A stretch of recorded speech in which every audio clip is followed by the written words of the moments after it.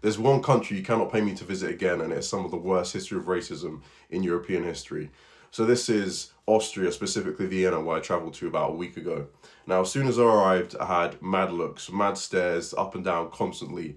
And I'm usually used to this in the UK. Sometimes I get it, but not to this level. So immediately I was uncomfortable, and I was just brushing it off like it's just probably my dress, my hair, the way I look.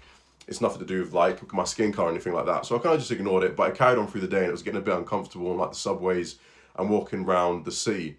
Now later in the evening, I was called the N word in a super drug, and this really took me back. This was obviously overt racism. I hadn't seen in my adult life for a long time, since I was a kid, maybe.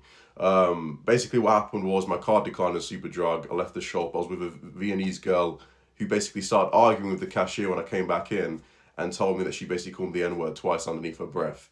Now, that just took me back straight away, because I was under the impression that the rest of Europe can have a similar attitude as we do in the UK to diversity and multiculturalism.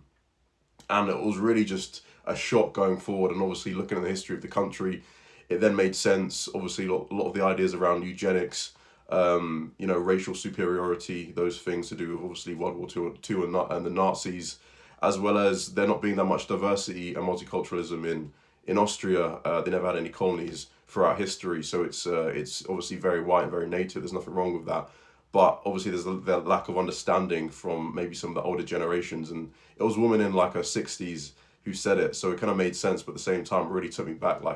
I hadn't been called that in a long time, so I was like, wow, I didn't realize it's like people still out here calling people the N word just to their face. But I will be visiting again. It was a beautiful country. There were some beautiful people, beautiful architecture, beautiful food. It was lovely, really. But that really just threw me off for the first couple of days. But it's all cool, it is what it is.